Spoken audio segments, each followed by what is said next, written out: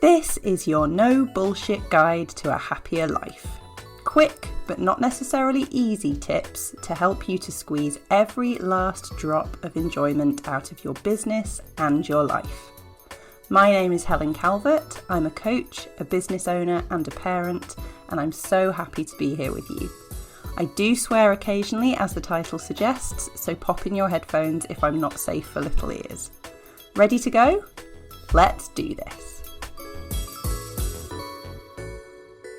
Hello, welcome to this episode, which is entitled I See You. We are going to be talking about our relationship with our body. Eek!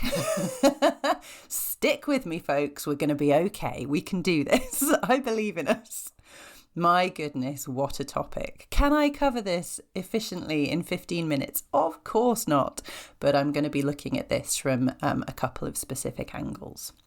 So what I'm not going to do, I am not going to tell you that you are beautiful inside and out, darling, whoever you are. Not because it's not true, but because we've heard it. We've heard it and we don't believe it. We believe it about other people, but not about ourselves. Normal, cliche, yet boring. Okay, forget it. Forget it. We're going to start at the other end of the spectrum, if you will. We are going to start by recognizing and accepting that I have a human body and you have a human body. Unless there is alien life that I'm not aware of tuning into this podcast, all of my listeners, every single one of you has a human body. Amazing. There we are. You live inside it. Your body. Your home. I live inside mine.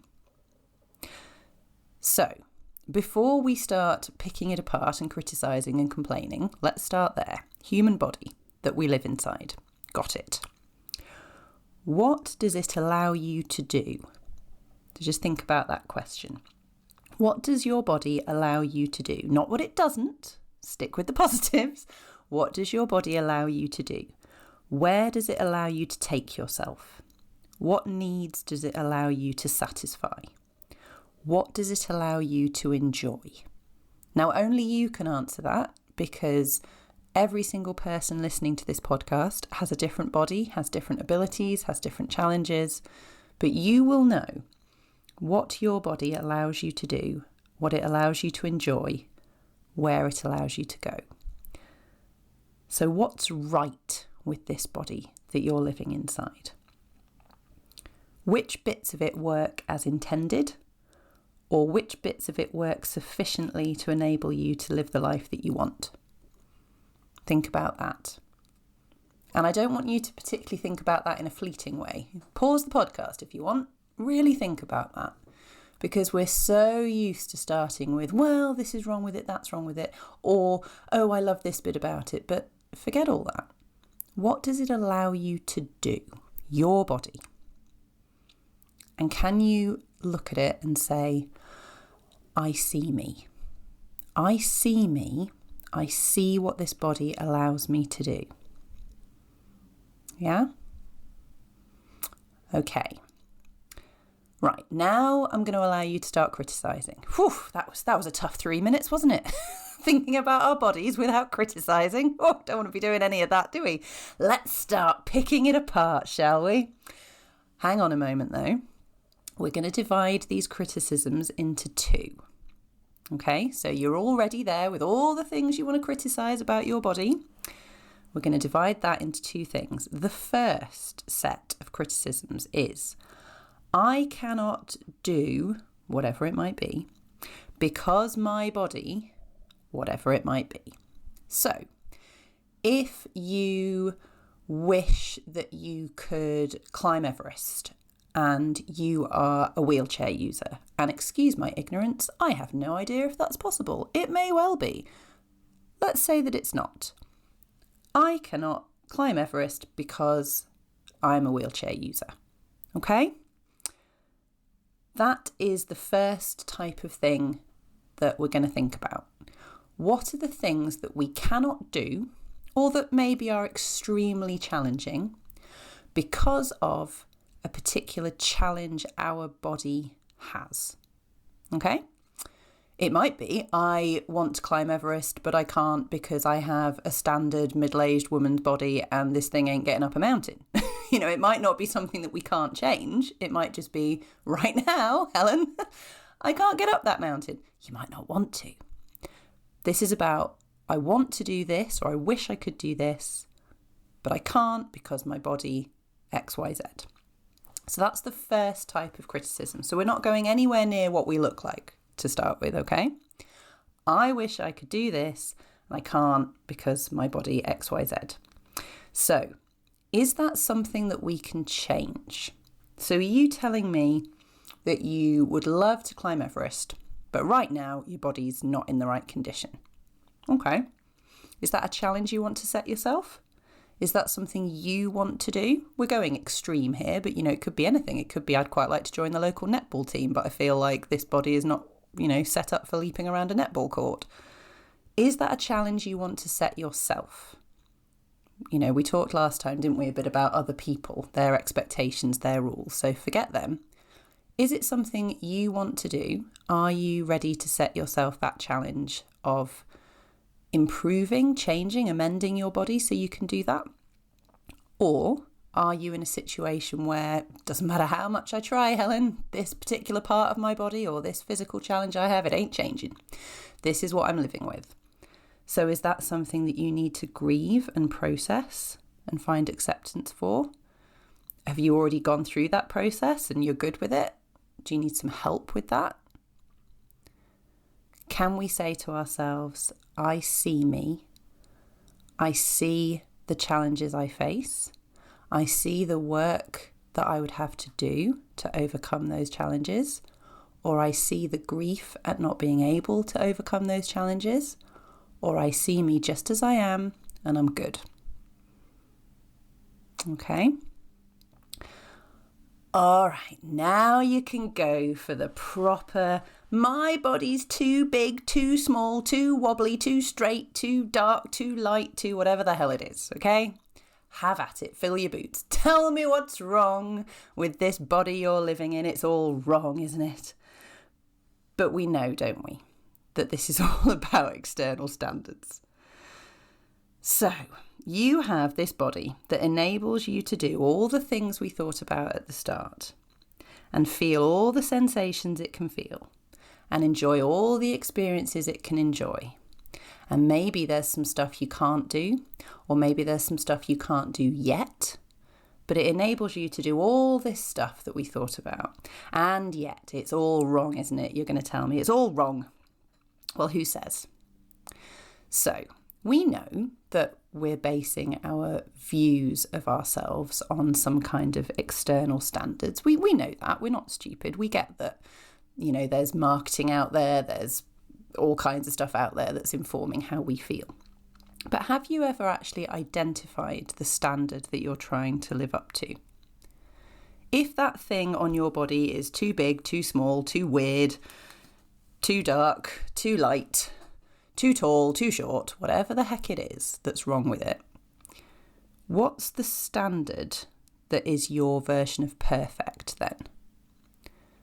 Have you ever actually stopped to think about what standard you're trying to live up to? Is there a person, a specific person? Is it a celebrity? Is it someone you know? Is it a particular look? Is it a set of measurements, a set of hair colours and eye colours? What actually is that perfect that you're imagining that you don't live up to? Is it a perfection that we all agree on? Now, that's a stupid question because of course it's not. If you asked everyone in the whole world to vote on the perfect standard of female beauty, well, we're all going to come up with something different. So it's not even a real thing, but it's your thing. Okay, it's your thing. It's your standard. So we can blame marketing. Of course we can blame marketing. I am all for blaming marketing. That could be a whole podcast in and of itself, but we live in the world we live in. So all we can do, as ever, is control how we feel and how we behave. See clearly. What is this standard you're measuring yourself against? Are there other ideals out there? You know, what are some of the other standards? What are some of the other stereotypes? You know, if you're imagining some kind of, I don't know, Barbie doll sort of look, well, what about, you know, Bollywood princess? What about Xena warrior? I mean, it could be anything. There are so many other standards, so many other stereotypes. Which is yours? Which is the one you've picked that you're measuring yourself against? Because, you know, the truth is, when we see that clearly, we can start picking it apart a little bit, because not everybody finds the same things attractive. You know, they just don't. It's just a fact. Men, women, whoever, we all find different things sexy. We all find different things beautiful. That's not just some kind of cliche. It's the truth.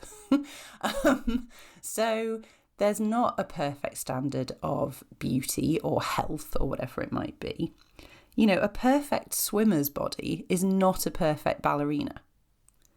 So identify what it is you're trying to live up to, but also, what are you trying to be? You know?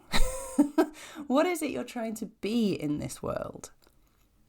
Because a perfect weightlifter's body is probably not a perfect salsa dancer's body. I don't know, pick anything that you're trying to be or do or achieve. Now, if you genuinely want to achieve a certain look, if you're like, yep, I know what my standard is, Helen, and that is perfect for me, and I'm not there yet, and I really want to be, okay, it's your body. Get on with it. Stop faffing around. Just crack on. Do the work, whatever it might be. Go for it. But before you do, check in with yourself and ask yourself what you think it will give you. If you want to be a ballerina and you are working towards a fantastic ballerina body, okay, that makes perfect sense, doesn't it? I want to be a ballerina. I need my body to be like this. Okay. But so often we imagine that standard in our head, so we've identified the standard, yep, I think that the perfect woman is a size 10, 5'8" blonde. I don't bloody know. That's, you know, that's not my standard, by the way, but whatever it might be. Actually, what we imagine is that standard, that kind of person is happier, more loved, more successful, more appreciated. They have a better sex life. So if we reach that standard, those things will be true for us. Now let's all call bullshit on that. Firstly, they don't. And secondly, if you change your body to look more like them, it's not going to change anything about your life. It's not. The people in your life will still be the people in your life. Your mindset blocks and mental hang-ups and past trauma will still be present. Your abilities will still be the same. You will still be you. Your body is just something you live in. Is it past you that you're trying to get back to? If I could just lose that weight, lose the baby weight, get back to this size, get back to how I looked when, is that because you are happier then? Can we work on the happiness rather than the dress size? Because in reality, changing our appearance doesn't change our happiness. It's the opposite. Changing our levels of happiness absolutely 100% changes our appearance. Happier people look more attractive with zero changes to their body. And also, if you are happier, more relaxed, less stressed, living a more contented life, it is a hell of a lot easier to eat healthily, to exercise, to do all the things that we know are good for our health and fitness. It's so much easier to do those things when we're happy. Trying to do them when we're miserable? Oh my God. Yeah, you're on a hiding to nothing and it's just going to make you more miserable. The people you find attractive, the people I find attractive, it's not because they're perfect physical specimens. It's because of who they are and what you as an individual are attracted to. So I can tell you now, I don't find George Clooney attractive. I don't find Chris Hemsworth attractive. Is that because there's something wrong with their bodies and looks? No. I mean, you know, they're perfectly aesthetically pleasing. I get it. It's just they don't have certain things that I personally am attracted to, and what I feel like I can see of their personalities, which is probably nonsense, but what I think I can see of their personalities in the media, I'm like, not my thing. Nothing wrong with them. You know, It's just, they're not my thing. They might be your thing. Something else might be your thing. The point is, you are not everybody's thing. But my God, are you some people's thing? Exactly as you are today, right now. You are some people's thing. What's important is, can we just be our own thing? Can we just love this body we inhabit that allows us to do all kinds of stuff? And can we work towards it being more capable of doing the things we want to do? But let's not keep trying to live up to this bullshit standard that we somehow think will change everything about our lives and isn't a real standard anyway. And where the hell did it come from? And why do we think it's perfect? Can we just try just a little bit to chuck out some of this nonsense that's keeping us so miserable? Start to see yourself. Work on yourself if you want to, but see your ideal for what it is. Total bullshit. I see you. I see me. I love you. I love me. Can you say those things to yourselves? Oh, and if there was one piece of body advice I would give to everybody, for the love of God, stand up straight. It'll change your life. Please be excessively kind to yourselves and your wonderful bodies. And let's squeeze every last drop of enjoyment we can out of the life we have with the body we live in. See you next time. Thank you so much for listening. Did you know that my first book is now available to purchase online? Check out the show notes for details of how to get your hands on a copy. If you enjoyed this episode, I'd be so grateful if you could leave me a review, and don't forget to subscribe so you know when new episodes are up. If you would like to work with me one-to-one or follow more of my content, you can find out how in the show notes. See you next time.